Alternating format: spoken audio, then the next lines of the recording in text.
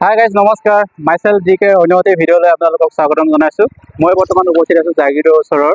আপোনালোকে এখন নৈ দেখিছে, এইখন হৈছে কলংখুটি নৈ আৰু ইয়াৰ ঠিক নিচেই ওচৰতে আপোনালোকে এইটো পাহাৰ দেখিছে, এইটো হৈছে বহা পাহাৰ আৰু ইয়াতে আছে এছিয়াৰ আটাইতকৈ ডাঙৰ শিলা ভাস্কৰ্যৰে নিৰ্মিত গণেশ মূৰ্তিটো অৰ্থাৎ গণেশ মন্দিৰটো। বহুতে কয় এইটো আটাইতকৈ ডাঙৰ গণেশ মন্দিৰ বুলি, কিন্তু একচুৱেলি সঁচা কথাটো অৰ্থাৎ যিটো সত্য কথা সেইটো হৈছে প্ৰায় 1200 বছৰ পুৰণি এছিয়াৰ বৃহত্তম সৰ্পখোদিত শ্ৰী শ্ৰী গণেশ বাবাৰ শিলামূৰ্তি।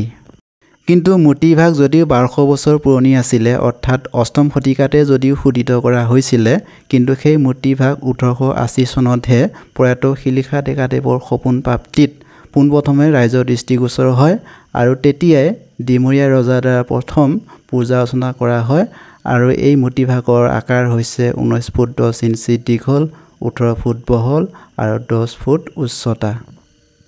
হাই গাইজ, এখেত হৈছে এই মন্দিৰভাগৰ পৰিচালনা সমিতিৰ সম্পাদক মাননীয় শ্ৰীযুত উমেশ চন্দ্ৰ ডেকা। মই তেখেতৰ পৰা দুআষাৰ বক্তব্য ৰাখিবলৈ অনুৰোধ জনাইছোঁ। যিহেতু আজি অশোক অষ্টমীৰ দ্বিতীয় দিনা, যোৱাকালি প্ৰথম দিনা হৈছিলে, কিমান ভক্তৰ সমাগম ঘটিছিলে সেই বিষয়ে কৈ দিয়ক।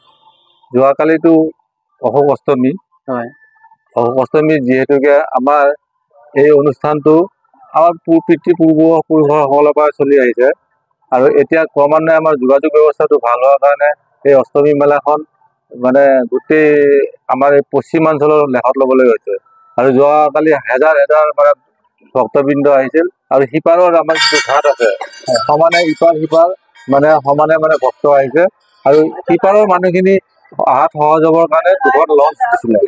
গতিকে দুখন লঞ্চত সমানে যাত্ৰীসকলে অহা যোৱা কৰিলে আৰু এইফালৰ যিখিনি আমাৰ মানুহ ভক্ত আহিছে, আমাৰ জাগিৰোড হওক, নগাঁও হওক, বিভিন্ন অঞ্চলৰ জাৰগাঁও হওক, এইখিনি হ'ল স্থায়ী।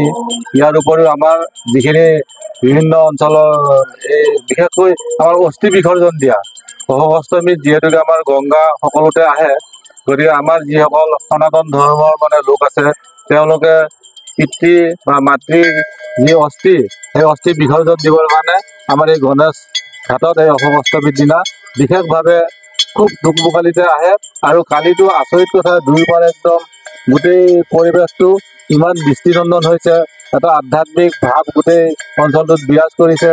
চবফালে এটা মন্ত্ৰ ধ্বনিৰে গোটেই উচ্চাৰিত হৈছে দুই কলং কপিলি এই দুই পাৰতে।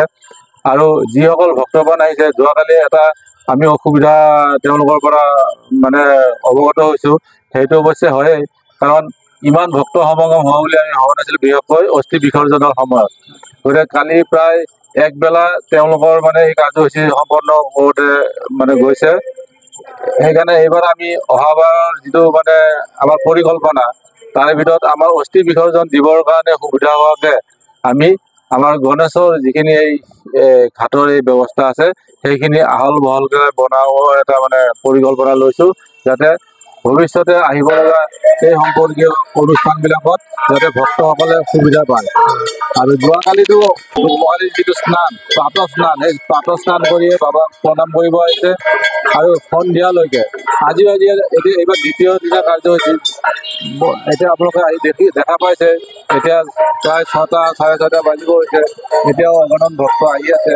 কিন্তু দ্বিতীয় দিনা অলপ এইবাৰ যিহেতু প্ৰথম ঘোষিত হৈছে দুদিনীয়া কাৰ্যসূচী, এদিনীয়া ঠাই, গতিকে সেইকাৰণে বিষয়বস্তুটো এনেকুৱা হৈছে যে বহুত দিনৰ ভাগত অলপ কম হৈছে। কিন্তু আমি আশা কৰিছোঁ অহা বছৰ যেতিয়া দুদিনীয়া কাৰ্যসূচীটো এইটো প্ৰসাৰিত হ'ব, যে অষ্টমী মেলাখন দুদিনীয়া কাৰ্যসূচী হয়, গতিকে আমাৰ এই গণেশ বাবাৰ ভক্তসকলে সেই দুদিনীয়া কাৰ্যসূচী লৈ নিজৰ নিজৰ পচন্দ মতে যিকোনো এটা দিনত ভক্তসকল আহিব বুলি আমাৰ বিশ্বাস হৈছে আৰু আমি তাকে আশা কৰিছোঁ। হয়, আপোনালোকে গম পালে, এই বছৰৰ নিচিনা অহা বছৰো দুদিনীয়া, হয়তো 3দিনীয়া হ'ব পাৰে, দুদিনীয়া হ'বই একদম নিশ্চিত। গতিকে আপোনালোকে তেখেতে ক'লে সময় সুবিধা অনুযায়ী প্ৰথম দিনা আহিব পাৰে বা দ্বিতীয় দিনা আহিব পাৰে। অহা বছৰ ক'লে তেখেতে যিটো নেকি নদীৰ পাৰলৈ যায় ষ্টেপটো ধুনীয়াকৈ সমিতিয়ে ধুনীয়াকৈ বনাই দিব। গতিকে অহা বছৰলৈ আপোনালোকে সুবিধাখিনি ধুনীয়াকৈ পাব। আপোনাক ধন্যবাদ জনাইছোঁ। আপোনালোককো বহুত বহুত ধন্যবাদ আমাৰ গণেশ মন্দিৰ পৰিচালনা সমিতিৰ ফালৰ পৰা।